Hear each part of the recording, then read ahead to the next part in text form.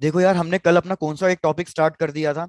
हमने स्टार्ट कर दिया था कि अगर एक मैग्नेटिक डाइपोल, मतलब अगर कोई एक बार मैग्नेट है, उसको हम यूनिफॉर्म मैग्नेटिक फील्ड लाइंस के अंदर रख रहे हैं, तो फिर क्या फिनोमेनन हमें लगेगा। मतलब magnetic dipole placed in uniform magnetic field, magnetic dipole placed in uniform magnetic field. और मैंने ये भी बता दिया था कि सिनेरियो बिल्कुल सेम है एज इलेक्ट्रोस्टैटिक। चलो भाई, तो इसको पढ़ना स्टार्ट करते हैं और देखते हैं। कुछ चीजें तो मैंने ऑलरेडी कल बताई दी थी कि यार अगर ये हमारे पास यूनिफॉर्म मैग्नेटिक फील्ड लाइंस है, इसके अंदर मैं मैग्नेटिक डाइपोल रख रहा हूं, तो मैग्नेटिक डाइपोल मतलब हमारे पास हो गया एक बार मैग्नेट की तरह। तो ये हो गई सपोज हमारे पास एक बार मैग्नेट। ऊपर कोई भी एक पोल ले लो। सपोज मैंने कहा यहाँ पे नॉर्थ पोल है, यहाँ पे साउथ पोल है। तो मेरे को बताओ फोर्सेस किधर किधर लगेंगे। भैया क्या हो गया। सबसे पहले भाई, मैग्नेटिक फील्ड कौन से पोल से स्टार्ट होती है। North. Magnetic sir field north north pole से स्टार्ट होती है, और इसके अंदर अगर मैं एक मैग्नेटिक बार मैग्नेट रख रहा हूं जिसका कुछ ना कुछ मैग्नेटिक मूवमेंट है एम, तो इस नॉर्थ पोल पे ही रिपल्शन फील होगा टुवर्ड्स द राइट, इस साउथ पोल पे अट्रैक्शन फील होगा टुवर्ड्स द लेफ्ट। सपोज इसको नाम दे दिया F1, इसको नाम दे दिया F2। मुझे पता है कि सिंस ये एक यूनिफॉर्म मैग्नेटिक फील्ड है, तो हर पॉइंट पे ये जो भी फोर्स एग्जर्ट करेगी वो सेम एग्जर्ट करेगी। तो हमारे पास F1 और F2 कैसे फोर्सेस आ जाएंगे, इक्वल फोर्सेस आ जाएंगे। तो अगर मैं नेट फोर्स कैलकुलेट करूं तो नेट फोर्स कितना आएगा, नेट फोर्स जीरो आएगा। और ये भी मैंने आपको बता दिया था कि अगर नेट फोर्स जीरो है, तो इसके लीनियर मूवमेंट के बारे में हम क्या कह सकते हैं कि कोई लीनियर मूवमेंट नहीं होगा। फिर हमने चेक किया पॉइंट ऑफ एप्लीकेशन, कि जो ये दोनों के दोनों फोर्सेस हैं, क्या वो एग्जैक्टली सेम पॉइंट पे लग रहे हैं या अलग अलग पॉइंट पे लग रहे हैं। तो हमने देखा डिफरेंट। एक फोर्स इधर लग रहा है, एक फोर्स इधर लग रहा है, तो दोनों का पॉइंट ऑफ एप्लीकेशन सेम नहीं है, पॉइंट ऑफ एप्लीकेशन डिफरेंट है। तो अगर पॉइंट ऑफ एप्लीकेशन डिफरेंट है, तो मतलब इस पे लगेगा कुछ ना कुछ टॉर्क। और टॉर्क का फॉर्मूला बिल्कुल इलेक्ट्रोस्टैटिक्स से कॉपी पेस्ट कर दो। इलेक्ट्रोस्टैटिक्स में टॉर्क का फॉर्मूला क्या होता था इलेक्ट्रिक डाइपोल के ऊपर। PE sin The theta. PE magnitude of sin force and perpendicular distance between the forces. Very good Nandini, वैसे तो फोर्स इंटू परपेंडिकुलर डिस्टेंस होता है, लेकिन इलेक्ट्रोस्टैटिक्स में हमने पढ़ लिया था टॉर्क का फॉर्मूला आता था P E sine theta. Electric dipole movement, electric field, और डाइपोल मूवमेंट और इलेक्ट्रिक फील्ड के बीच का एंगल। तो मैंने कहा था यार यहाँ पे भी टॉर्क का फॉर्मूला सेम कर दो। बस इलेक्ट्रिक डाइपोल मूवमेंट की जगह क्या हो जाएगा, magnetic magnetic dipole dipole. Movement. Electric field की जगह क्या हो जाएगा, मैग्नेटिक फील्ड। और Field. Sine theta as it is, कि जो ये एंगल बना रहा होगा। और ये भी मैंने आपको बताया था कि जैसे मैग्नेट इलेक्ट्रिक डाइपोल मूवमेंट की डायरेक्शन क्या होती है, from negative to positive. Positive. Similarly magnetic dipole movement की डायरेक्शन क्या होती है, कल बताया था, मैग्नेटिक डाइपोल साउथ मूवमेंट की north. Direction from From south pole south to to north. North pole. Very good, from south pole to north pole. क्योंकि हमारा जो साउथ पोल है वो बिल्कुल नेगेटिव चार्ज की तरह एक्ट करता है, रोल प्ले करता है। और जैसे ही हमारा पॉजिटिव चार्ज है वो बिल्कुल नॉर्थ पोल की तरह उसी तरीके से चीजें एक्ट होंगी। पहले अब यहां तक चेक कर लो, यहां तक हमने लास्ट क्लास में डिस्कस कर लिया था। तो यहां तक कोई डाउट नहीं है, तो फिर मैं आगे बढ़ूंगा। Done sir. Done sir. Yes, Done. done sir. चलो, बहुत बढ़िया। यार अब मुझे दिख रहा है कि जो हमारा ये टॉर्क है वो किस पे डिपेंड कर रहा है, वो साइन थीटा पे डिपेंड कर रहा है।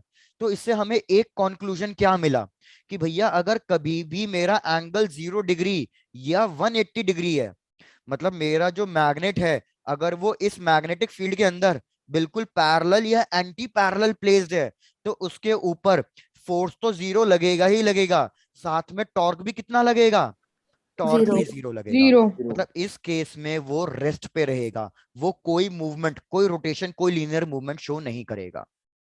दूसरा कंक्लूजन, कि भैया सपोज मैं मैग्नेटिक फील्ड को नॉन यूनिफॉर्म ले लूं।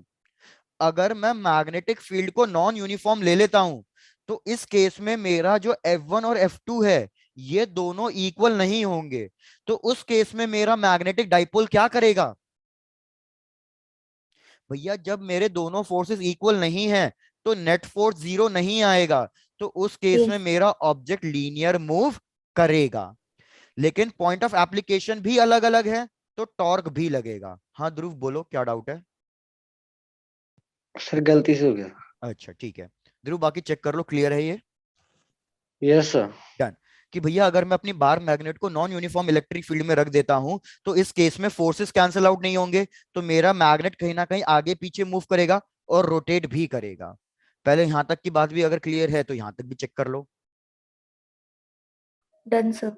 डन। Done sir. डन। अब आ जाओ बिल्कुल भैया नेक्स्ट चीज पे।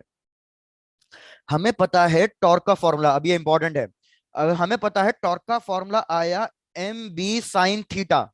थीटा का मतलब क्या था भैया? थीटा का मतलब था कि हमने इस मैग्नेटिक फील्ड के अंदर डाइपोल को किसी एक एंगल पे रखा हुआ है। ये जो मेरा डाइपोल है ये किसी एक एंगल पे रखा हुआ है, ये थीटा है। सपोज मैं कह रहा हूं कि जो ये एंगल थीटा है ये बहुत छोटा एंगल है, तो अगर ये एंगल बहुत छोटा एंगल होता है तो हमारा साइन थीटा किस में कन्वर्ट हो जाता है? सर हाँ बोलो, थीटा। सही बोल रहे थे, वेरी गुड। जब भी हमारे पास एंगल बहुत छोटा होता है तो हमारा साइन थीटा थीटा में कन्वर्ट हो जाता है। तो मेरे पास टॉर्क का फॉर्मूला आएगा एम बी थीटा। अब भैया टॉर्क का एक और फॉर्मूला होता है। क्या फॉर्मूला होता है टॉर्क का? ये रोटेशन में बाद में पढ़ेंगे। टॉर्क का फॉर्मूला होता है आई अल्फा, जहां पे आई करंट नहीं होता, आई क्या होता है? तो moment movement of, of inertia. Very good, moment of inertia. तो भैया I alpha is equals to M B theta. अब यार एसएचएम की कुछ ना कुछ कंडीशंस होती हैं। क्या कंडीशंस होती हैं भैया? मुझे दिख रहा है कि एक्सीलरेशन एंगुलर डिस्प्लेसमेंट के प्रोपोर्शनल आ रहा है। आई रिपीट, जो मेरा ये अल्फा है एंगुलर एक्सीलरेशन, वो एंगुलर डिस्प्लेसमेंट के प्रोपोर्शनल आ रहा है। ऊपर से पावर क्या है इसके ऊपर? कोई पावर है या पावर वन है? सर -1। -1 क्यों हुई? सब कुछ छोड़ दो, इसको छोड़ दो। पहले मैं आपको थोड़ा सा एसएचएम की बात बता देता हूँ, इसको छोड़ दो, सब कुछ छोड़ दो। भैया एक बात याद दिलाओ आप, वर्क एनर्जी पावर चैप्टर की कुछ इस तरीके से रिकॉल कर लेते हैं कि सपोज ये मेरा एक स्प्रिंग है और इसको मैंने ब्लॉक से कनेक्ट किया। अब मैं इस ब्लॉक को खींच रहा हूं कहीं ना कहीं राइट हैंड साइड। तो अगर मैं ब्लॉक को खींच रहा हूं तो मेरी स्प्रिंग स्ट्रेच हो जाएगी। मेरी स्प्रिंग स्ट्रेच हो गई तो मेरे को बताओ इस साइड कौन सा फोर्स लगेगा? Left hand side. Story force. यार इतना सोच सोच के बोल रहे हो, मेरे को तो डाउट लग रहा है। भैया अगर मैं ब्लॉक को खींच रहा हूं तो स्प्रिंग वापस से अपनी नेचुरल लेंथ पे आना चाहती है, तो लेफ्ट हैंड साइड लगेगा स्प्रिंग फोर्स। स्प्रिंग फोर्स का फॉर्मूला क्या होता है? के एक्स होता है। आप इधर इंपॉर्टेंट चीजें नोट डाउन करो कि भैया क्या क्या हो रहा है। मेरे पास एक फोर्स लग रहा है रीस्टोरिंग फोर्स, या इस रीस्टोरिंग फोर्स को नाम दे दो एम ए। तो अगर आप देखो आपकी एक्सीलरेशन क्या डिस्प्लेसमेंट के प्रोपोर्शनल आ रही है या नहीं आ रही? आ रही है, पहला पॉइंट।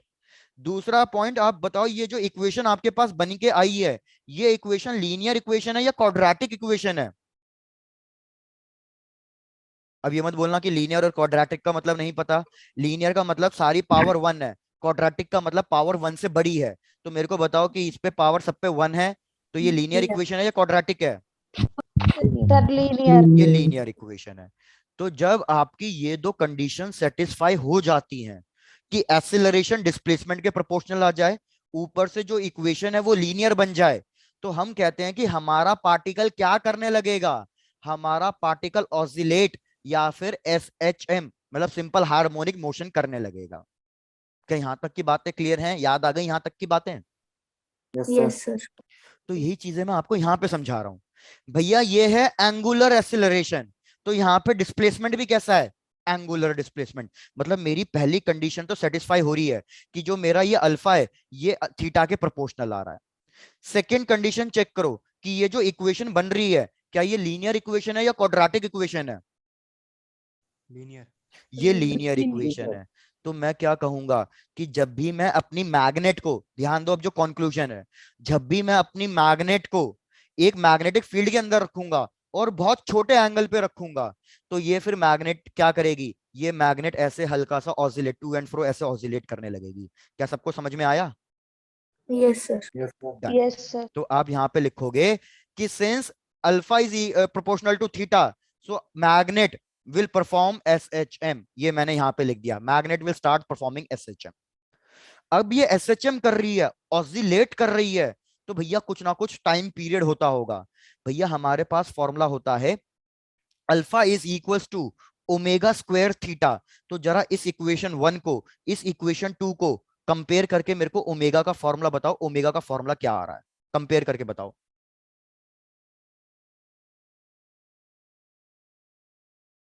क्या कह सकता हूं, ओमेगा का फॉर्मूला आ रहा है square root of M B by आई।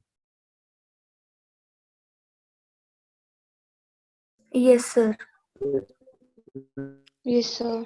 ऐसा है, सब चीजों को करके पहले तो ईमानदारी से देख लो समझ में आ रहा है या नहीं आ रहा।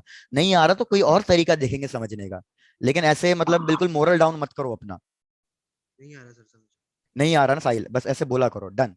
साहिल ये भी बता दो बस कि कौन से पार्ट से बिल्कुल समझ में नहीं आया, कि सर इसके पार्ट से समझाओ फिर से। अरे ओमेगा का फॉर्मूला कैसे आया? ठीक है डन, बस इस पार्ट में दिक्कत थी। डन। यार मेरे पास यहाँ पे फॉर्मूला आ गया, इस सबको हटा दो। अब मेरे पास फॉर्मूला क्या आया, I alpha is equals to M B theta. तो अल्फा का फॉर्मूला क्या आएगा मेरे पास, M B by I into theta. ये हो गया एक। अब याद रखो जब भी हम एसएचएम की बात करते हैं तो एसएचएम के लिए एक फॉर्मूला होता है। क्या फॉर्मूला होता है, या तो एक्सीलरेशन ओमेगा स्क्वायर एक्स के बराबर हो, ये एसएचएम के लिए फॉर्मूला होता है, या फिर जो अल्फा है वो ओमेगा स्क्वायर थीटा के बराबर हो। This two formulas are called as equation of SHM. कि अगर कोई पार्टिकल एसएचएम करेगा तो उसकी ये इक्वेशन बनेगी। तो मैंने कहा alpha is equal to omega square theta. तो अब मेरे को बस इन दोनों फॉर्मूले को इक्वेट करो साहिल। इन दोनों फॉर्मूले को इक्वेट करूंगा तो ये कह सकता हूं ना कि ओमेगा स्क्वायर की value M B by I होगी।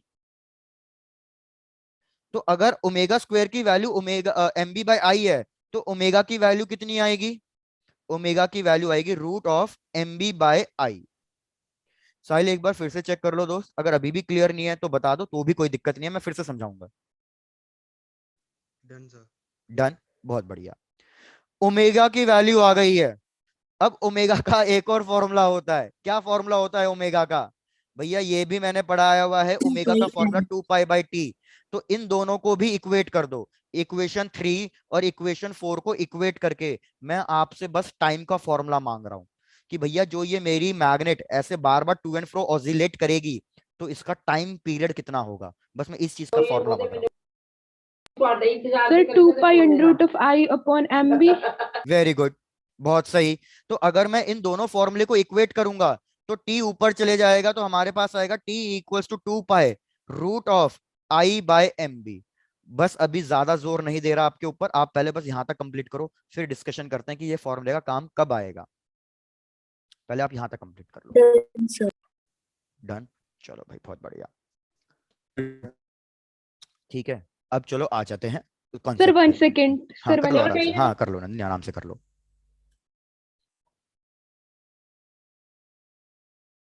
Done, sir. डन, चलो यार देखो अब ये कॉन्सेप्ट हम कहाँ यूज करेंगे। अगर आप एक चीज ध्यान दो, T is equals to 2 pi constant है। एक तरीके से देखा जाए तो मोमेंट ऑफ इनर्शिया भी कांस्टेंट है। मोमेंट ऑफ इनर्शिया का मतलब जो ये मेरी मैग्नेट है वो जो रोटेट करेगी तो मोमेंट ऑफ इनर्शिया जो आएगा वो कांस्टेंट आएगा। तो बस अब डिफरेंस क्या है चीजों का, भाई डिफरेंस है मेरा मैग्नेटिक मोमेंट और किसका डिफरेंस है मेरे पास, मैग्नेटिक फील्ड का। क्या यहां तक की बातें समझ में आ रही हैं? Yes, sir. तो आप सीधा Yes, सीधा क्या कह sir. सकते हो, अरे भाई बहुत बढ़िया, आप सीधा सीधा क्या कह सकते हो कि भैया जो मेरा टाइम पीरियड है that is directly proportional to, मतलब प्रोपोर्शनल साइन लगा रहा हूं, 2 पाई को काट दिया, आई को काट दिया, तो भैया मैं डायरेक्टली कह सकता हूं 1/√ऑफ mb। अब ये वाला फॉर्मूला हमारे काम का आएगा।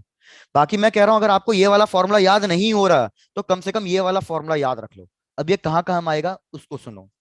हमारे पास एक इंस्ट्रूमेंट होता है जिसको हम कहते हैं वाइब्रेशन मैग्नेटोमीटर। आप कहोगे सर ये तो हमने कभी पढ़ा ही नहीं, तो ये आपके एनसीईआरटी सिलेबस में नहीं है लेकिन कॉम्पिटिटिव सिलेबस में है। वाइब्रेशन मैग्नेटोमीटर ये एक डिवाइस होता है, और इसका काम क्या होता है डिवाइस का, ये डिवाइस हमें किसी भी एक पर्टिकुलर जगह पे कितनी मैग्नेटिक फील्ड है ये वो कैलकुलेट करके देता है। ये कैसे कैलकुलेट करके देता है, मैं अपना एक मैग्नेटिक कंपास लूंगा और भैया मेरे को पता है मैग्नेटिक कंपास पक्का डिफ्लेक्ट करेगा ना, क्योंकि अर्थ की मैग्नेटिक फील्ड होती है। Yes, sir. Repeat repeat. भैया मैं कह रहा हूं अगर आपने कोई भी एक हाथ में मैग्नेटिक कंपास लिया, या सपोज आपने बार मैग्नेट ली है और इसको रस्सी से टांग दो, इस बार मैग्नेट को रस्सी से टांग दो, फ्रीली छोड़ दो, तो होगा क्या, आप देखोगे कि आपकी जो ये बार मैग्नेट है ये कहीं ना कहीं ऑसिलेट करेगी। ऑसिलेट क्यों करेगी? क्योंकि वहां पे अर्थ की कोई ना कोई मैग्नेटिक फील्ड होगी। तो जो ये बार मैग्नेट मेरी ऑसिलेट करती है ना, तो मैं उस बार मैग्नेट का टाइम पीरियड कैलकुलेट कर लेता हूं। मेरे पास ऑलरेडी बार मैग्नेट पता है, तो मेरे को एम की वैल्यू भी पता है। तो अगर मेरे को टी की वैल्यू पता है, एम की वैल्यू पता है, तो मैं क्या कैलकुलेट कर सकता हूं? Magnetic field. Magnetic magnetic field. Field की वैल्यू। तो ये बार मैग्नेटोमीटर का काम यही है कि ये हमें किसी भी जगह पे अर्थ की कितनी मैग्नेटिक फील्ड है ये हमें वो बताने में हेल्प करता है। और इसका कॉन्सेप्ट क्या है? इसका कॉन्सेप्ट यही है कि भैया हमारी बार मैग्नेट रोटेट करेगी, टॉर्क लगेगा जब उसको छोटे से एंगल पे एक्ट कराएंगे। तो क्या समझ में आ गया कॉन्सेप्ट अब? Yes, Yes, sir. sir. Yes, sir. Yes, sir. बाकी टेंशन मतलब क्वेश्चन कराऊंगा तो आपको और क्लियर हो जाएगा। बस फिलहाल इसको इतना याद रख लो कि ये फॉर्मूला आपका वाइब्रेशन मैग्नेटोमीटर में काम आएगा।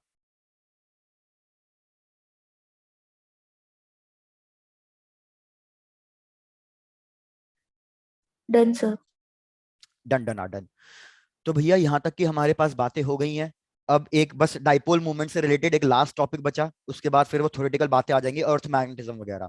तो अब उस पर भी देख लेते हैं। आ जाओ अपने नेक्स्ट टॉपिक पे।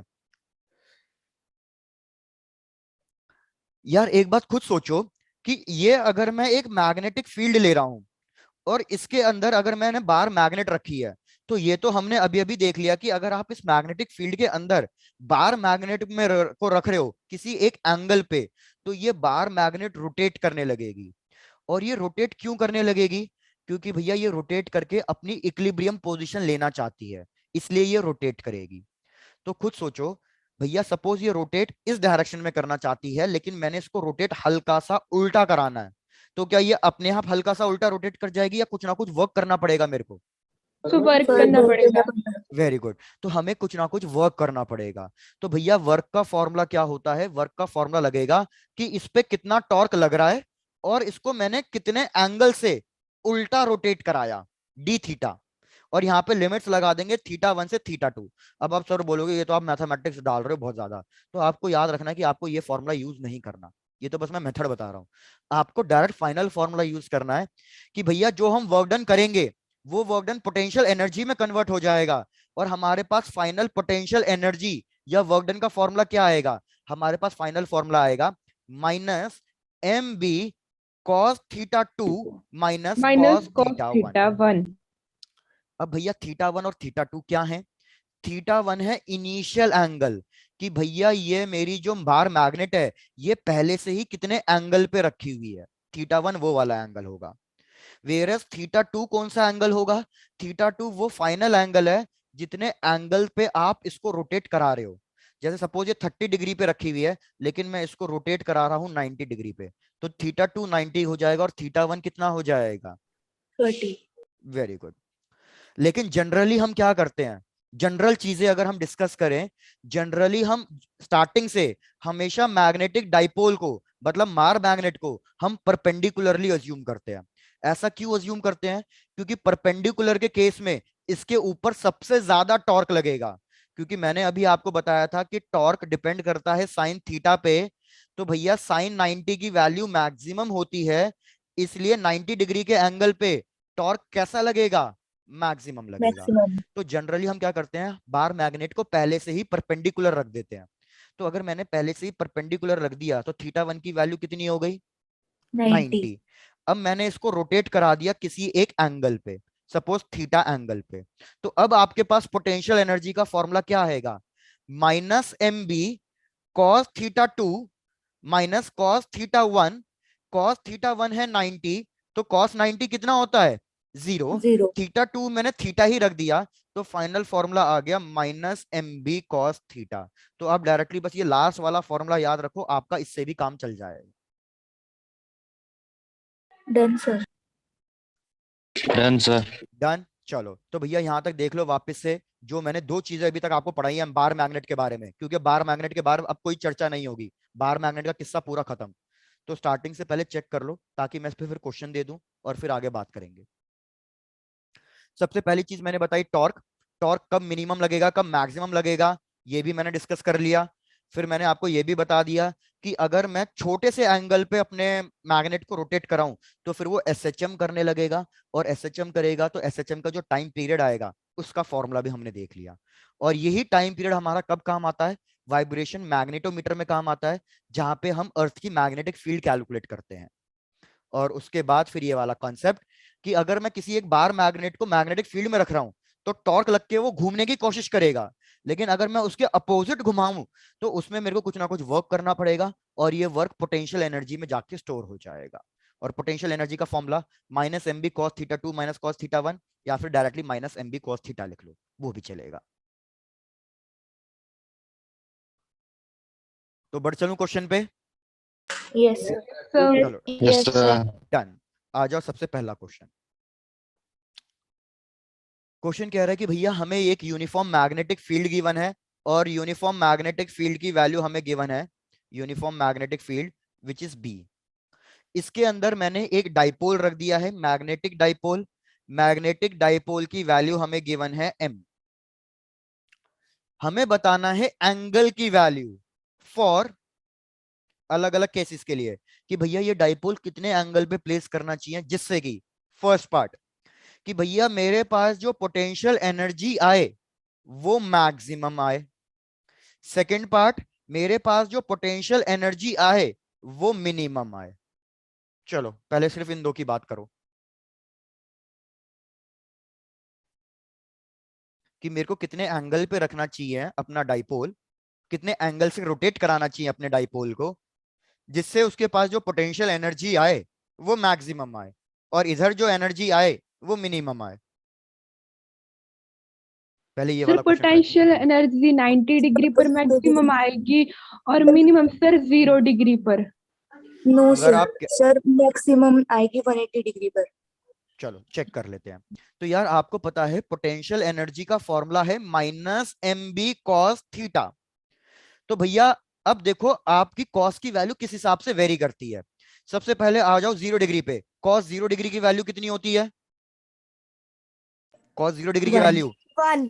1 होती है। बहुत बढ़िया। सिमिलरली कॉस 90 की वैल्यू बताओ, 0. और एक लास्ट कॉस 180 डिग्री की वैल्यू बताओ। Minus 1. बहुत बढ़िया। सपोज आप कह रहे हो कि सर 90 डिग्री ले लो, तो अगर मैं पोटेंशियल एनर्जी के लिए 90 डिग्री रख दूं तो cos 90 तो भैया 0 हो जाएगा, तो ये पूरा टर्म 0 हो जाएगा, तो फिर ये मैक्सिमम पोटेंशियल एनर्जी नहीं आएगी, ये मैक्सिमम पोटेंशियल एनर्जी नहीं आएगी। ये Yes, आपका एक न्यूट्रल पॉइंट आ जाएगा। न्यूट्रल पॉइंट मतलब जहां पे पोटेंशियल एनर्जी 0 होती है। याद है हमने वर्क एनर्जी चैप्टर में पढ़ा था, 3 टाइप के इक्विलिब्रियम होते हैं, स्टेबल, अनस्टेबल और न्यूट्रल। बिल्कुल वो चल रहा है। तो इसको तो छोड़ दो, 90 डिग्री वाला एंगल तो कट हो गया। अब आ जाओ 0 डिग्री रखने पे और 180 डिग्री रखने पे। तो बताओ जब मैं एंगल 0 डिग्री रखूंगा तो मेरे पास पोटेंशियल एनर्जी कितनी आ जाएगी, Minus MB.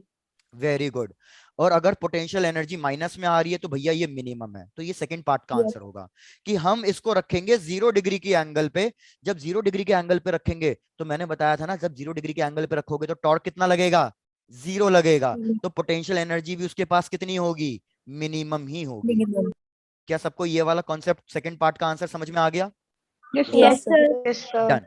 अब आ जाते हैं 180 डिग्री रखने पे।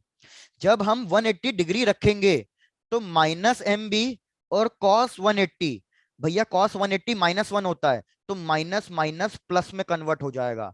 पोटेंशियल एनर्जी प्लस में आ रही है, तो भैया ये उसकी मैक्सिमम वैल्यू होगी। चेक करो यहां तक बात क्लियर हो गई या नहीं हो गई। Clear, sir. Done, sir. अब क्वेश्चन यहां तक खत्म नहीं हुआ। हाँ बोलो, कोई कुछ कह रहा है, डाउट है? डन। अब क्वेश्चन यहां तक खत्म नहीं हुआ, आपको यह भी बताना है कि ये स्टेबल इक्विलिब्रियम है या अनस्टेबल है। तो स्टेबल का मतलब होता है कि पोटेंशियल एनर्जी सबसे कम होनी चाहिए, न्यूट्रल का मतलब होता है कि पोटेंशियल एनर्जी 0 होनी चाहिए, अनस्टेबल का मतलब होता है कि भैया उसके पास बहुत ज्यादा एनर्जी आ गई, वो झेल नहीं पाया, तो वो अनस्टेबल होता है। तो मेरे को बताओ न्यूट्रल तो हमारे पास आ ही नहीं रहा, तो मेरे को बताओ ये पोटेंशियल एनर्जी मैक्सिमम आई है, तो ये स्टेबल इक्विलिब्रियम बनेगा या अनस्टेबल? सो अनस्टेबल। Unstable. Very good. और ये नीचे वाला तो stable. Stable equilibrium. Stable equilibrium. इसको पूरे को नोट डाउन कर डालो, फिर नेक्स्ट पार्ट पे बढ़ते हैं। नेक्स्ट क्वेश्चन बिल्कुल सिमिलर ऐसा ही क्वेश्चन दूंगा, बस थोड़ा सा और उसमें लॉजिक सा लगाना है। Done, sir. डन, चलो भैया आ जाओ।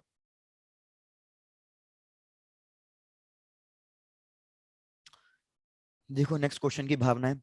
क्वेश्चन कह रहा है डायग्राम के अकॉर्डिंग कि भैया ये हमारे पास मैग्नेटिक फील्ड है, that is B, right hand side जा रही है। ये हमारे पास मैग्नेटिक डाइपोल मूवमेंट है जो ऊपर की तरफ एक्ट कर रहा है, और ये कुछ ना कुछ एंगल बना रहा है। कितना एंगल बना रहा है? 120 डिग्री। पहले से ही हमने इसको 120 डिग्री पे प्लेस किया हुआ है। हमें क्या क्या बताना है? फर्स्ट पार्ट कि भैया इसको हमने जब रिलीज किया तो ये रोटेट करेगा, तो आपको बताना है kinetic energy at an angle of 90 degree.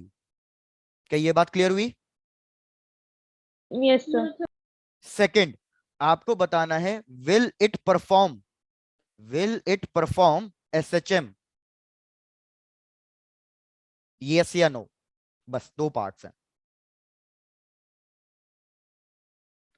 Kinetic energy जब एंगल थीटा 90 हो जाए, और सेकंड पार्ट की will it perform SHM, yes या नो।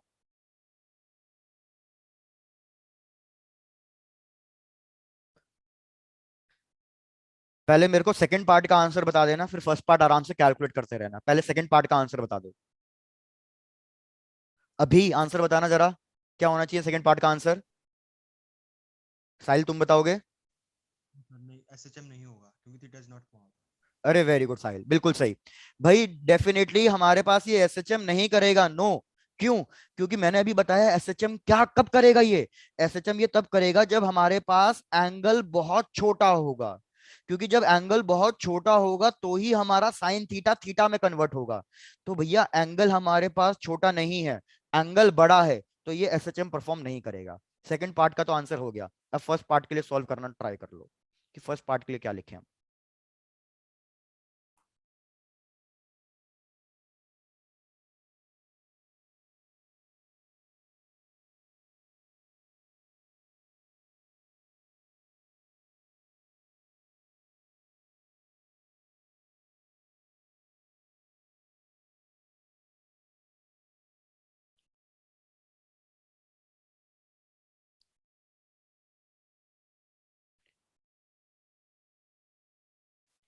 चलो देखो आपको सेकंड पार्ट भी समझाता हूँ। सेकंड पार्ट भी डिफिकल्ट नहीं है, इजी ही है।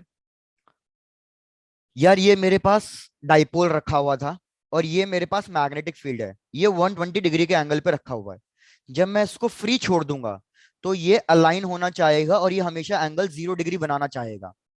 पहले चेक करो ये वाली बात क्लियर हो रही है या नहीं हो रही है। प्रशांत आपका आंसर सही है। रिपीट, यार मैं कह रहा हूं कि ये मेरा डाइपोल है, मैग्नेटिक फील्ड से कुछ ना कुछ एंगल बना रहा है। तो जब इस पर टॉर्क लगेगा, तो टॉर्क लगने के बाद ये हमेशा ऐसे हॉरिजॉन्टल अलाइन होना चाहेगा। क्यों? क्योंकि जब भी ये हॉरिजॉन्टल हो जाएगा मेरा डाइपोल, तो उस केस में उसके ऊपर टॉर्क कितना लगेगा? 0। तो वो हमेशा स्टेबल हो जाएगा। क्या ये वाली बात क्लियर हुई? Yes, sir.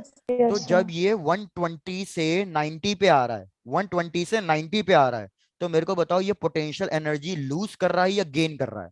120 से 90 पे आ रहा है मतलब। तो यार अभी मैंने आपको क्या बोला? जैसे ये 120 से 0 डिग्री की तरफ बढ़ेगा तो ये स्टेबल होता चले जाएगा, मतलब पोटेंशियल एनर्जी कम होती चली जाएगी। तो जब ये 120 से 90 डिग्री के एंगल पे जा रहा है, तो भैया पोटेंशियल एनर्जी पे क्या फर्क पड़ रहा है?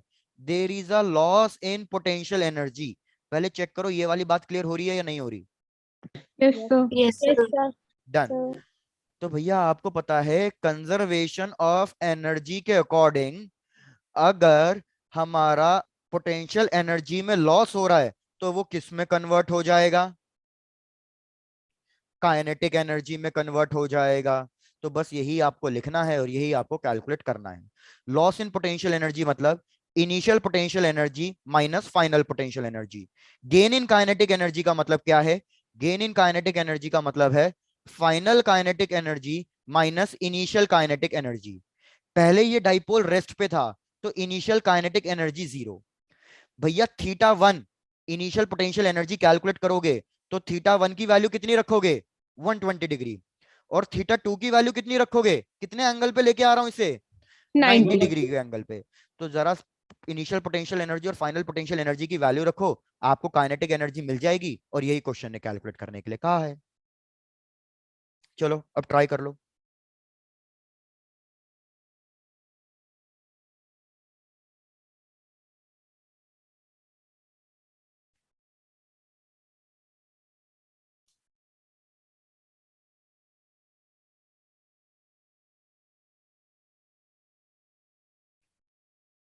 और अगर लग रहा है कि अभी भी नहीं समझ में आया तो भैया पूछ लो।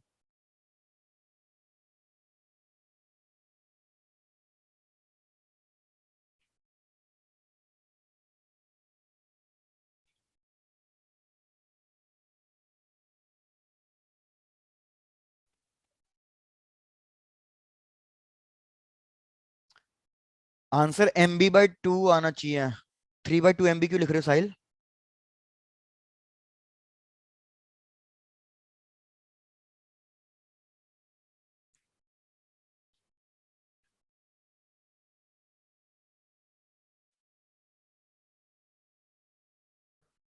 भैया प्लीज चेक कर लो फटाफट, सबका आंसर MB/2 आ रहा है या नहीं आ रहा।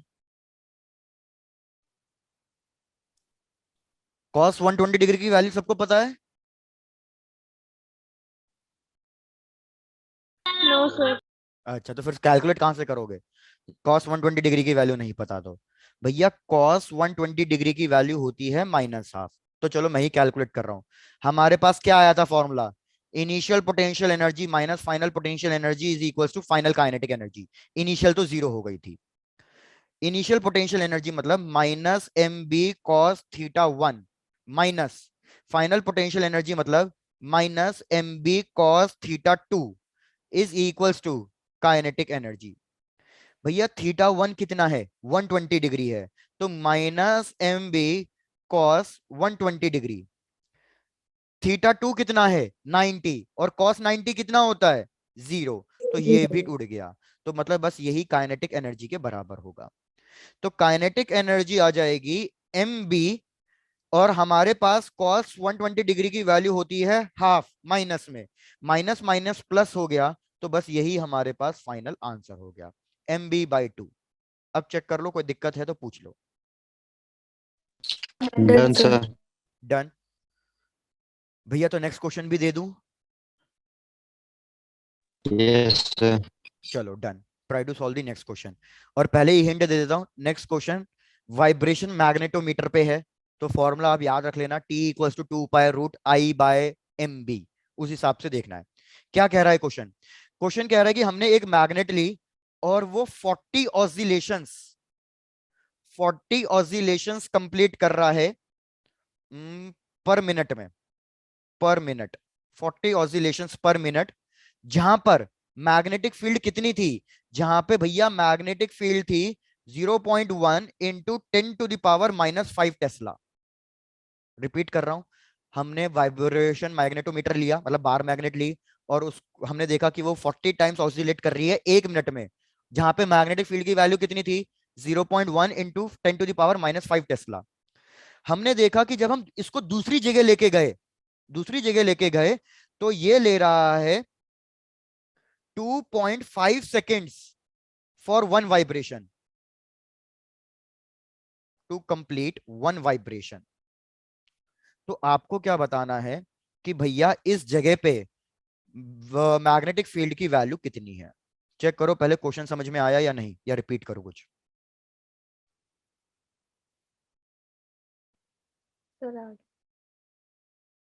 अगर कोई ऐसा है जिसको नहीं समझ में आया हो क्वेश्चन तो भैया पूछ लेना, ऑप्शंस भी दे देता हूं, ऑप्शन से मैच कर लेंगे। फर्स्ट ऑप्शन गिवन है 0.25 इंटू 10⁻⁻6। दूसरा ऑप्शन हमें गिवन है 0.66 इंटू 10⁻⁻6।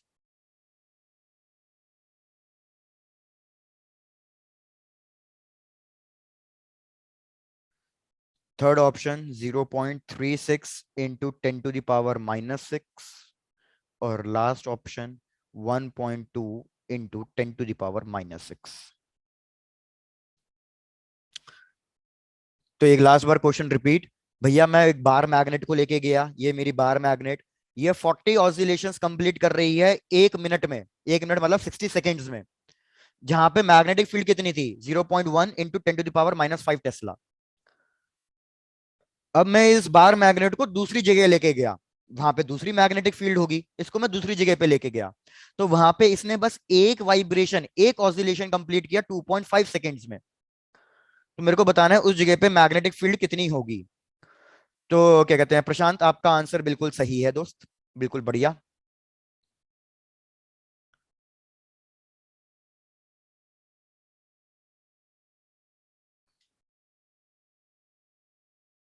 क्षितेज, आंचल, साहिल बिल्कुल सही।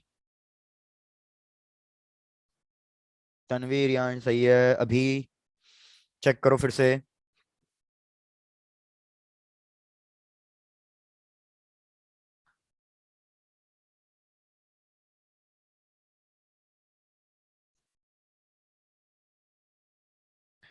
अनन्या आंसर सही नहीं आ रहा।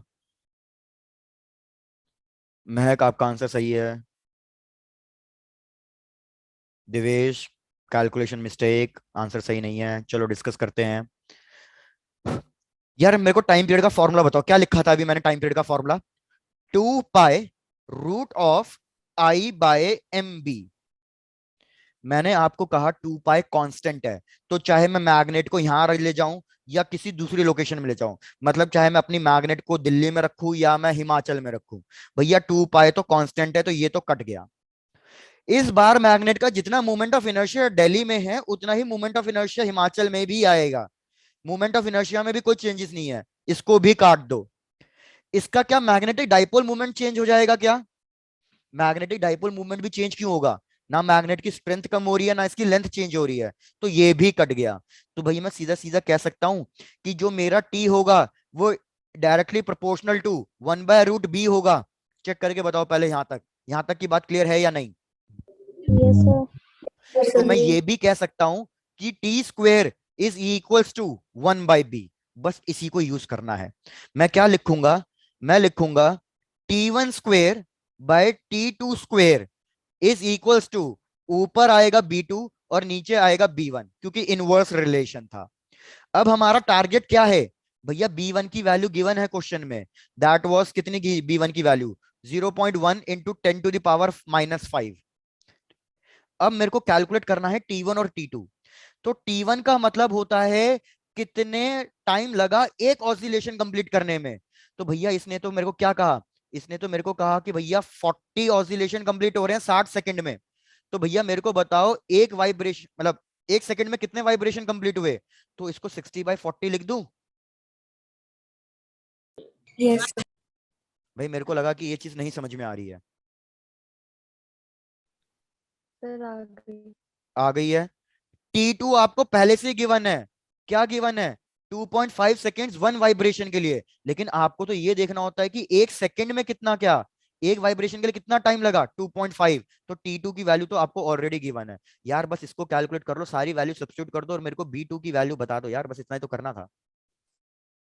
सब लोग चेक कर लो, मेरे को ऐसा लग रहा है कि अभी भी काफियों को डाउट है, क्योंकि काफी लोग रिस्पॉन्ड अभी भी नहीं कर रहे हैं। निशांत आप चेक करके बताओ। अनीश Yes, क्लियर है तुम्हें? yes, sir. ठीक है। हिमराज तुम्हें भी क्लियर है यार? सर ये फॉर्मूला T1 2 वाला और समझा दो सर एक बार फिर से। है ना, ये समझा लो, ठीक है डन, इन सबको भूल जाओ। आप पूछ रहे हो सर ये वाला फॉर्मूला कैसे आया, राइट? Yes sir. ठीक है यार, मैं लिख रहा हूं T1, सपोज T1 लिख रहा हूं, तो T1 लिखूंगा 2 पाई √ऑफ I/m/B1। सिमिलरली मैं T2 लिखूंगा 2 पाई √ऑफ I/m/B2। याद रखो मोमेंट ऑफ इनर्शिया चेंज नहीं होगा, क्योंकि मैं सेम बार मैग्नेट को दो जगह पे लेके गया हूं। अगर मैं बार मैग्नेट को चेंज कर देता तो मोमेंट ऑफ इनर्शिया चेंज होता। तो मोमेंट ऑफ इनर्शिया दोनों जगह सेम रहेगा, और सेम ही बार मैग्नेट है, तो इसलिए मैग्नेटिक डाइपोल भी क्या रहेगा? दोनों का सेम रहेगा। 2 पाई भी कांस्टेंट है। अब एक चीज चेक करो, अगर मैं इन दोनों को डिवाइड कर रहा हूं तो कौन कौन से टर्म सेम है वो कैंसल आउट हो जाएंगे। तो कौन कौन से टर्म सेम है, 2 पाई, 2 पाई, आई एम, ये दोनों कैंसिल हो गए। तो भाई मेरे पास क्या बचेगा, मेरे पास बचेगा T1/T2। T1 और B1 डिनोमिनेटर में आ रहे हैं, तो यहाँ पे आप लिखोगे √B1। T2 और B ये भी डिनोमिनेटर में आ रहे हैं, तो मतलब T2 नीचे है तो B2 ऊपर जाएगा। पहले यहां तक चेक करके बताओ, यहां तक कोई दिक्कत? No, sir. डन। अब मैंने क्या कर दिया, ये स्क्वायर रूट हटाने के लिए कैलकुलेशन डिफिकल्ट हो जाती, स्क्वायर रूट हटाने के लिए मैंने दोनों साइड स्क्वायर कर दिया। तो मैंने दोनों साइड स्क्वायर किया तो यहां से स्क्वायर रूट हट गया और मेरे पास ये वाला फॉर्मूला आ गया। अब क्लियर Done, है sir. Hemraj? Done. Yes, sir. चलो, तो ऊपर से फिर मैंने टाइम पीरियड निकालना बता दिया। टाइम पीरियड कैसे कैलकुलेट करना है, टाइम पीरियड का मतलब होता है कि एक ऑसिलेशन कंप्लीट करने में कितना टाइम लगा। तो जब आप T1 निकालोगे तो आप लिखोगे 60/40, और T2 की वैल्यू तो हमें डायरेक्टली गिवन है कि भैया 2.5 सेकेंड्स लगे हैं एक वाइब्रेशन कंप्लीट होने में। इन दोनों की वैल्यूज रख दो, सॉल्व करोगे तो आपके पास आ जाएगा option C is the correct answer. सब लोग चेक करना ऑप्शन सी आ रहा है या नहीं आ रहा। Option C is the correct answer.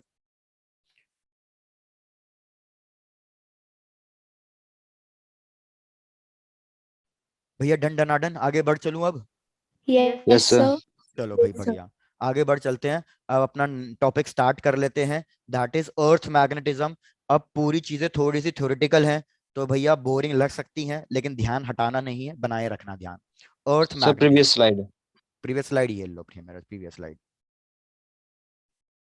Done, sir. Done. चलो, अर्थ मैग्नेटिज्म।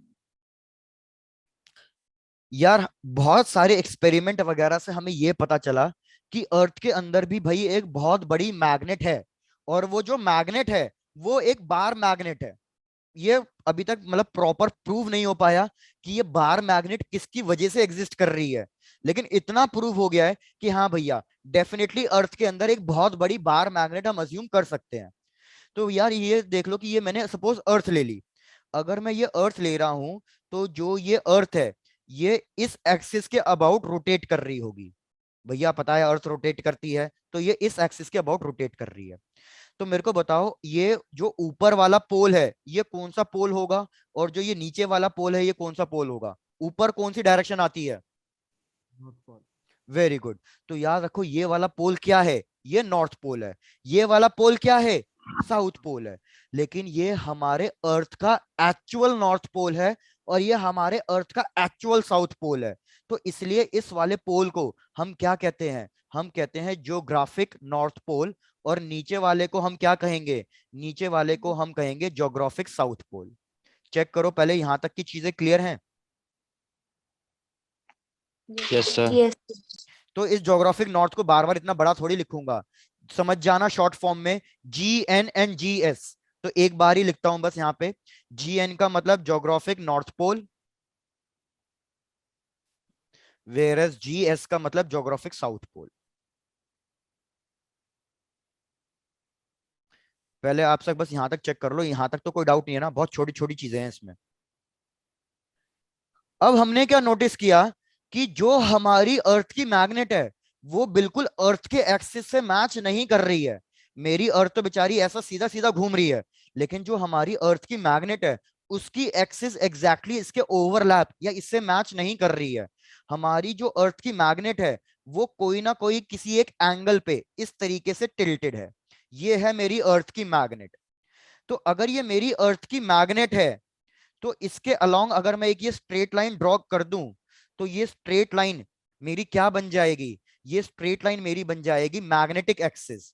आई रिपीट, ये स्ट्रेट लाइन क्या बन जाएगी, मैग्नेट की एक्सिस, तो ये कहलाएगी मैग्नेटिक एक्सिस।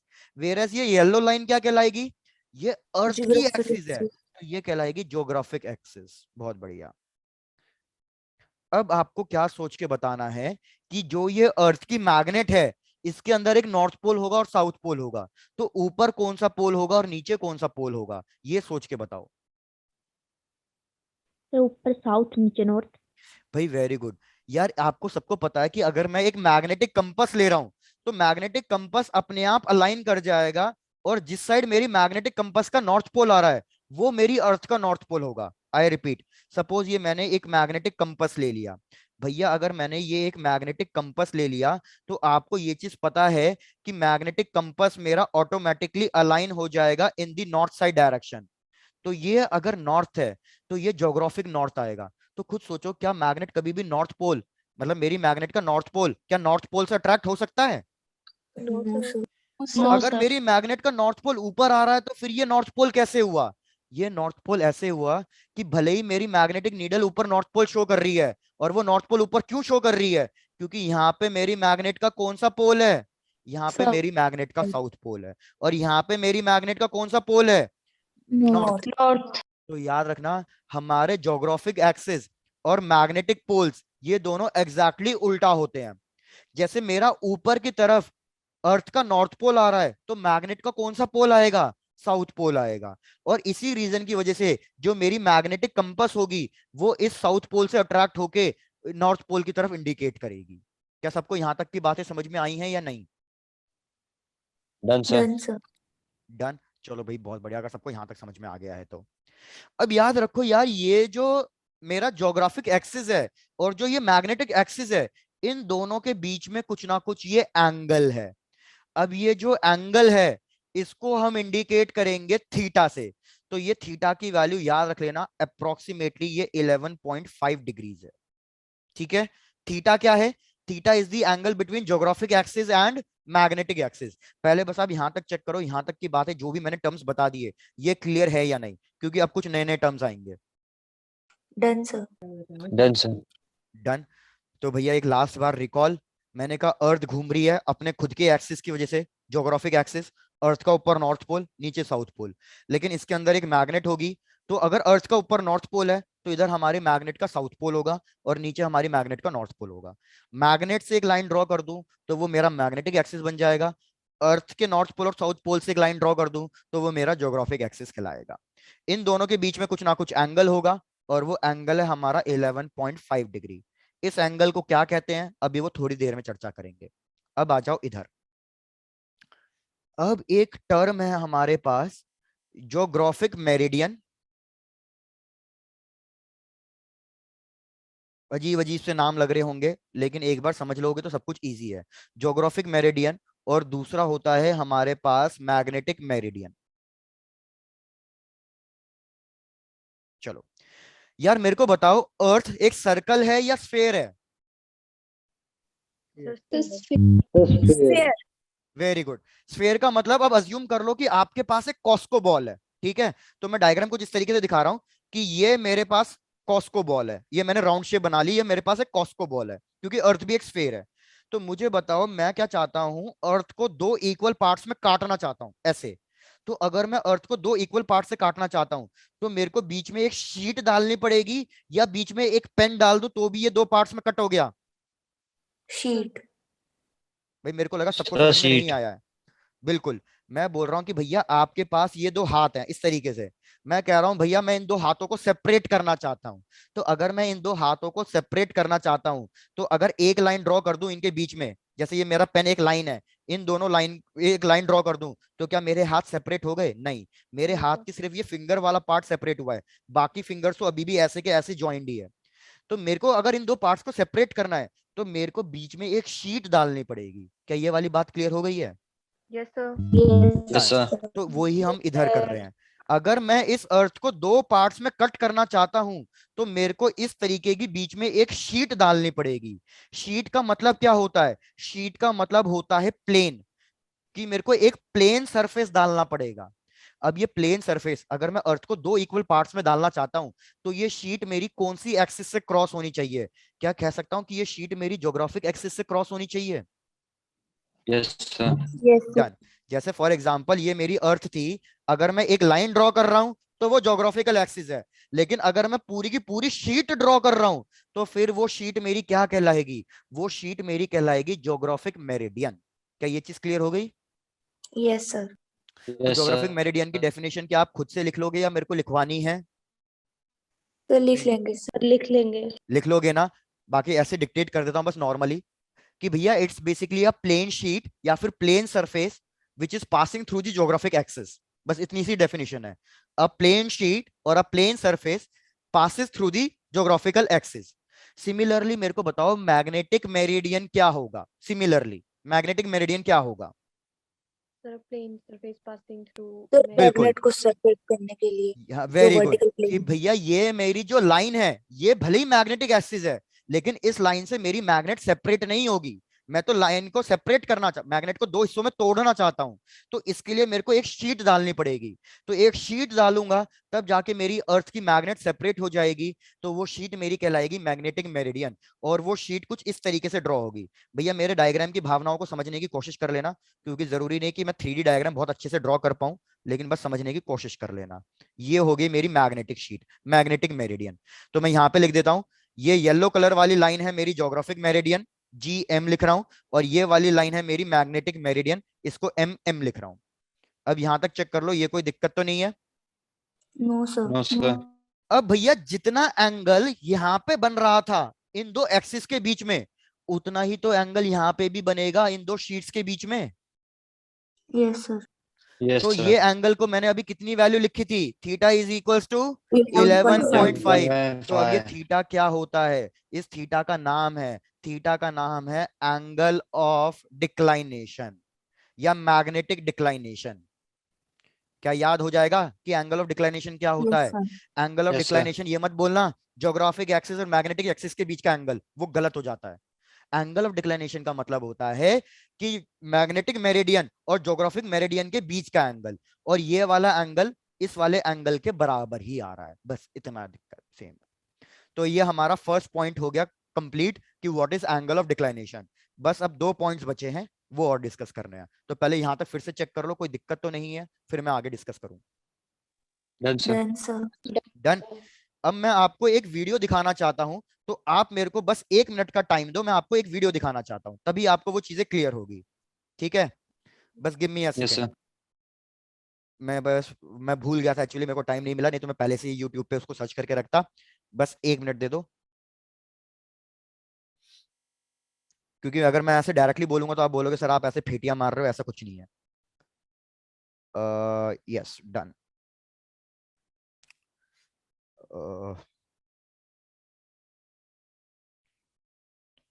चलो भैया मैं आपको शेयर कर रहा हूँ, सब लोग चेक करना कि ये समझ में आ रहा है या नहीं आ रहा। Where is my YouTube? Check करो, सबको यूट्यूब स्क्रीन दिख रही है? Yes, sir. डन। भाई सब मैग्नेट sir. को, जो बार मैग्नेट स्ट्रिंग से लटक रही है, बस सब उसको नोटिस करना, बाकी फालतू चीजों को नोटिस करने की जरूरत नहीं है।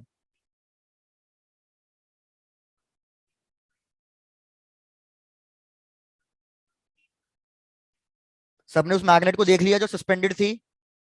Yes sir. तो मेरी इस चीज को वो मैग्नेट समझ लो, इस पेन को मैग्नेट समझ लो। मेरे को बताओ जब मैंने इसको रस्सी से सस्पेंड किया तो मैग्नेट क्या बिल्कुल सीधी थी या ऐसे टेढ़ी थी? Teddy. सर भाई सबने ये चीज नोटिस करी है? फिर से दिखानी है? फिर से दिखा देता हूँ भैया, नोटिस कर लो अगर किसी ने नोटिस नहीं करी है। ठीक है, तो यार एक बार बताओ, हमने सेंटर ऑफ मास वाला आपने पढ़ रखा होगा कि अगर मैं इस बार मैग्नेट को ले रहा हूं तो इसका जो सेंटर पॉइंट आएगा, सेंटर ऑफ मास, वो बिल्कुल इसके सेंटर पे आएगा।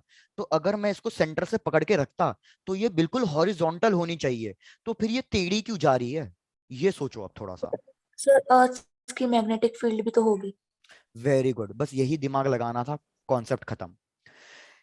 भैया फिर से ओपन बोर्ड स्क्रीन दिख रही है, ब्लैक बोर्ड दिख रहा है फिर से? Yes, sir. Yes, sir. आ जाओ भैया सेकंड पॉइंट में। हमें सेकंड पॉइंट क्या कैलकुलेट करना है, क्या फाइंड करना है? सेकंड टर्म है एंगल ऑफ डिप, बस यही मेन चीज है। उसके बाद आप बोलोगे सर ये सब हलवा था, ये तो ऐसे ही समझ में आ गया। भैया मैंने क्या किया, मैंने फिर से अपने दो वो ड्रॉ कर दिए, मैग्नेटिक मेरिडियन और ज्योग्राफिक मेरिडियन। तो मैग्नेटिक मेरिडियन मैंने पीछे व्हाइट शीट से लिया था, तो यहाँ पे भी व्हाइट शीट ही ले लेता हूँ।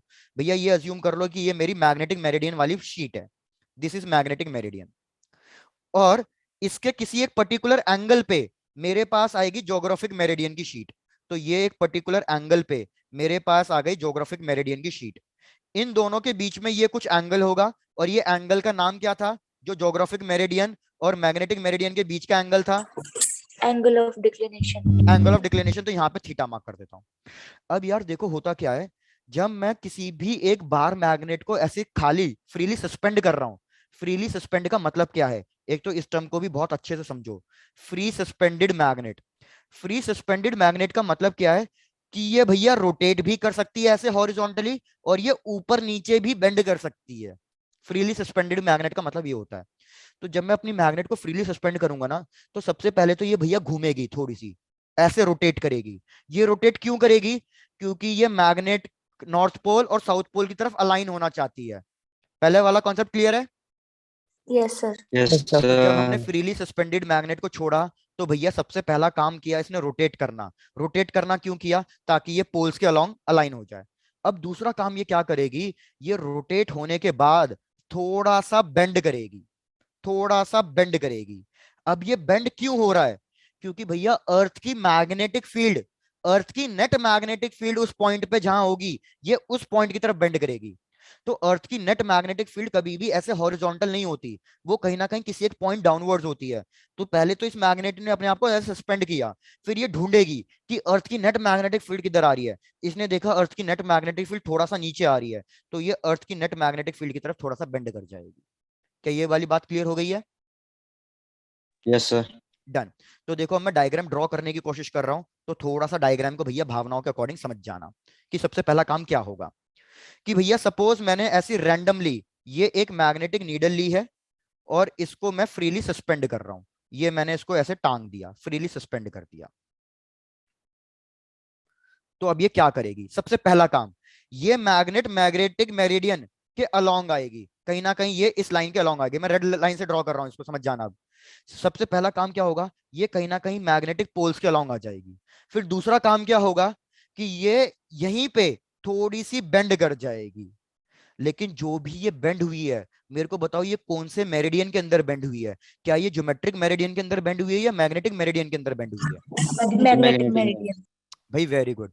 क्योंकि अगर मैं अपनी मैग्नेट को फ्रीली छोड़ रहा हूं, तो ये एग्जैक्टली नॉर्थ पोल की तरफ नहीं एक्ट करेगी। ये कहीं ना कहीं मैग्नेट मेरी थोड़ी सी ऐसे टिल्ट होगी, क्योंकि भैया साउथ पोल उसको अट्रैक्ट कर रहा है। तो भैया इसलिए हमारी मैग्नेटिक नीडल सबसे पहले मैग्नेटिक मेरिडियन के अंदर रोटेट करके आती है। तो यही चीज यहाँ पे भी हो रही है। मैग्नेटिक नीडल रोटेट करके मैग्नेटिक मेरिडियन में आई, और फिर वो थोड़ा सा बेंड करेगी। तो ये कितना बेंड कर रही है, ये वाला एंगल, इस एंगल को हम डिनोट करते हैं डेल से। और यही वाला एंगल हमारा क्या कहलाता है? एंगल ऑफ डिप कहलाता है। अब चेक कर लो यहां तक की बात क्लियर हुई या नहीं हुई? Yes, Done, sir. sir. Done. Angle of dip हर एक जगह के लिए अलग अलग होगा। हर एक जगह के लिए, मैं रिपीट कर रहा हूं, एंगल ऑफ डिप अलग अलग होगा। हर एक स्टेट के लिए अलग, हर एक कंट्री के लिए अलग। तो एंगल ऑफ डिप की वैल्यू हर जगह के लिए अलग अलग आएगी। जैसे यूजुअली बुक्स में क्या गिवन होता है, दिल्ली के लिए गिवन होती है। तो वैसे तो कभी आया नहीं है, लेकिन पता नहीं कब अगर आ जाए, तो दिल्ली के लिए याद रख लेना अप्रोक्सीमेटली 42 डिग्रीज होती है। क्या ये याद रखोगे? Yes, sir. Yes. Yes, sir. Done. अब मेरे को बताओ, ये है नेट मैग्नेटिक फील्ड की डायरेक्शन। क्योंकि मैंने अभी आपको बताया कि ये जो मेरी मैग्नेट बेंड हो रही है, इसके बेंड होने का रीजन क्या है? कि भैया ये नेट मैग्नेटिक फील्ड की तरफ पॉइंट आउट कर रही है। ये नेट मैग्नेटिक फील्ड किसकी है? ये अर्थ की है। अब क्या आप इसको दो पार्ट्स में तोड़ सकते हो? Yes, sir. अगर मैं Yes, इसको sir. दो पार्ट्स में ब्रेक डाउन करूं, तो एक पार्ट मेरा मैग्नेटिक मेरिडियन के बिल्कुल हॉरिजॉन्टल आएगा, और एक पार्ट मेरे मैग्नेटिक मेरिडियन के बिल्कुल वर्टिकल आएगा। इसलिए इस वाले कंपोनेंट को हम कहते हैं हॉरिजॉन्टल कंपोनेंट, और इस वाले कंपोनेंट को हम कहते हैं वर्टिकल कंपोनेंट। तो मेरे को बताओ, ये एंगल डेल इसके साथ बन रहा है, तो ये हॉरिजॉन्टल कंपोनेंट की वैल्यू कितनी हो गई? B cos del. और इस वाले कंपोनेंट की वैल्यू कितनी हो गई? B sine B sine del. del. B sign बस then. यही हमारे तीन पार्ट्स थे। ये थर्ड पार्ट, क्वेश्चन खत्म। मतलब पूरा अर्थ मैग्नेटिज्म का कॉन्सेप्ट खत्म। अर्थ मैग्नेटिज्म से रिलेटेड बता देता हूँ, तीन मेन टॉपिक्स होते हैं, तीन मेन पैरामीटर्स होते हैं। सबसे पहला पैरामीटर होता है एंगल ऑफ डिक्लाइनेशन। तो मैंने आपको एंगल ऑफ डिक्लाइनेशन बता दिया कि दो मेरिडियंस के बीच का एंगल। फिर दूसरा पैरामीटर होता है angle of dip. Angle of dip भी बता दिया कि मैग्नेट कितने एंगल पे बेंड करेगी, वो हमारा एंगल ऑफ डिप होगा।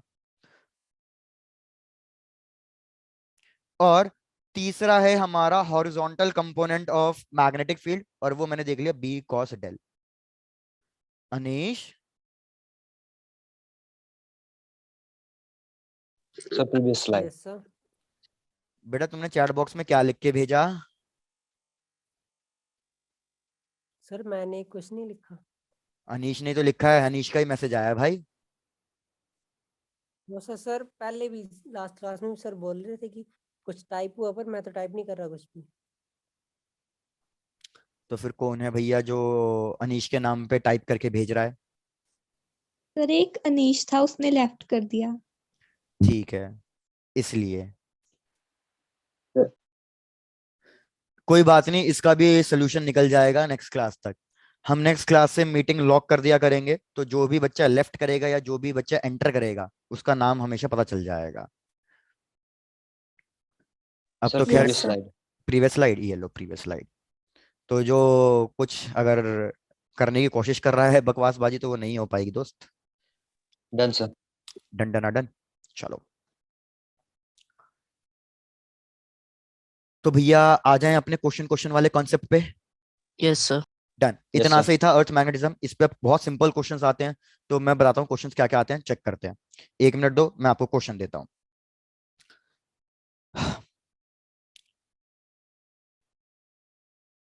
Just give me a minute please.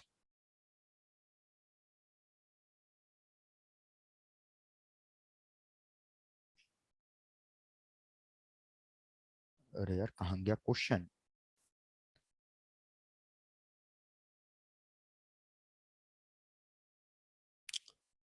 चलो लो, सबसे पहला क्वेश्चन। क्वेश्चन कह रहा है कि यार हमारे पास अर्थ मैग्नेटिक फील्ड का हॉरिजॉन्टल कंपोनेंट गिवन है। कितना गिवन है वो?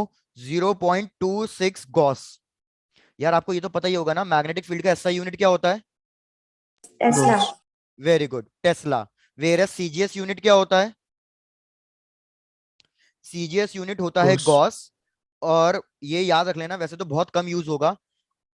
1 gauss is equal to 10⁻⁻⁴ tesla. ये कन्वर्जन याद रख लेना अगर कहीं काम आ जाए तो। हाँ, तो भाई क्वेश्चन ने क्या कहा, बहुत ही सिंपल क्वेश्चन है कि हमें अर्थ का हॉरिजॉन्टल मैग्नेटिक फील्ड का कंपोनेंट गिवन है 0.26 गॉस, और मेरे को एंगल ऑफ डिप गिवन है। एंगल ऑफ डिप कितना गिवन है? 60 डिग्री। मेरे को क्या बताना है? मेरे को बी नेट बताना है कि what is the net magnetic field. चलो ट्राई कर लो, सिंपल क्वेश्चन।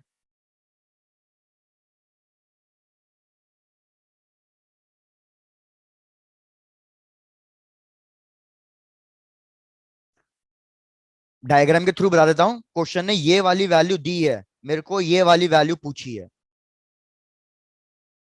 बी नेट मतलब बी वाली वैल्यू पूछी है, बस इतना सही काम है।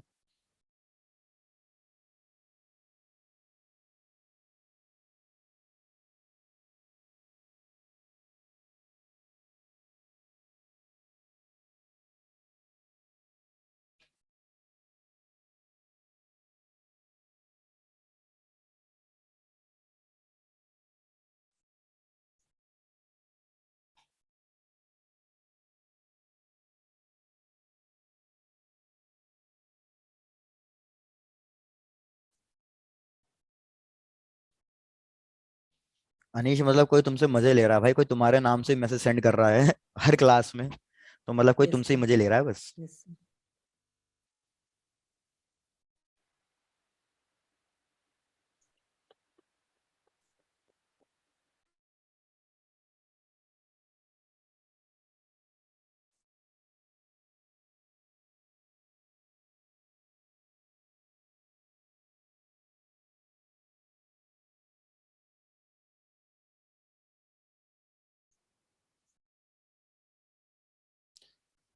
दिवेश प्रशांत आंसर बिल्कुल सही है भाई, बाकी लोग भी फटाफट आंसर दे दो।